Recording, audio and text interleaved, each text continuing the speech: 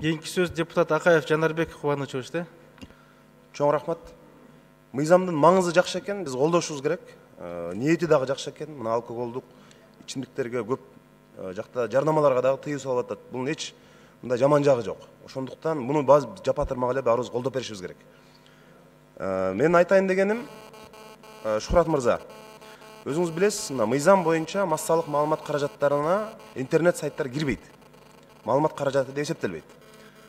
Азыр эми Кыргызстанда жайнаган сайттар бар. Бир адам өзү бир сайт ачып алат, бир адам бир жаңылык сайтын ачып алат. Анан ошолор менен күрөшүү бул жерде турбайбы мына? Интернет маалыматтык телекоммуникациялык тармакта алкоголдук продукциянын жарнамасына тыюу салынат депчи. Ошол бир аз кыйынчылык жаратпайбы сиздерге? Эми юстициядан каттоодон өтүүнүн зарылчылыгы жок да. Азыр Шухрат Кейжи, Жанар Кейжи деп ачып алып иштей беришет. Каалаган атын коюп алыпчы. Ошол бир аз мындай кыйынчылык жаратпайбы же силер жанагы популярдуу жаңылык сайттарына деп айтасыздарбы же кандай кыласыздар ушуну? Бул боюнча урматтуу депутат, биз бул боюнча иш жүргүзүп атабыз. Негизи мен айтып кеттим, 47 субъектке биз ошол өткөн жылы эскертмелер бергенбиз. Эми бул жерде мисалы сайттын ээлеринде да мисалы анан ошол алкоголдук продукция өндүрүүчүлөр да мисалы кайсы бир сайттарда өзүнүн продукциясын мондой жарнамалап чыгарып аткан болсо, аларды чакырып, аларга да предписание берип атабыз да. Бул эми негизи ошолорду көргөн учурда эле биз ошо иш козгоп туруп, разбирательство териштирүү жүргүзүп, ошо предписание штрафтарды салып атабыз. Мисалы азыркы учурга чейин мондой неме жок пока бизде маселе.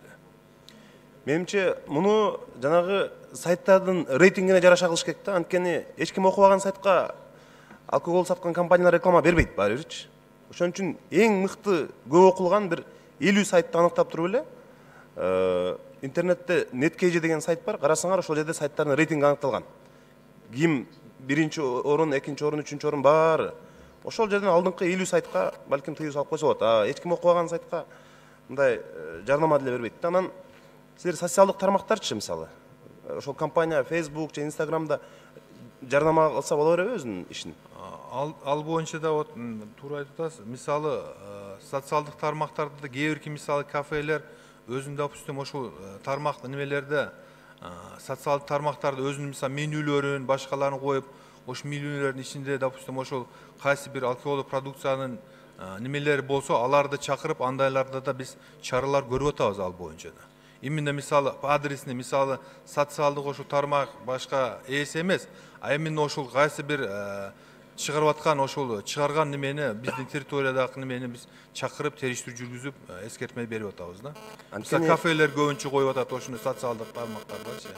Анткени мыйзам чын эле баягы элге, жаштарга жетсин десек, ошол тармакта көбүрөөк иштеш керек да. Анткени азыр ушул 18-20 жаштагылар КТР менен ЛТРди көрбөйт чынында. Кичке ошо интернет карап отурат. Ошон үчүн биз мыйзам иштесин десек, ошол жагын ойлонушубуз керек да келечекте. Рахмат.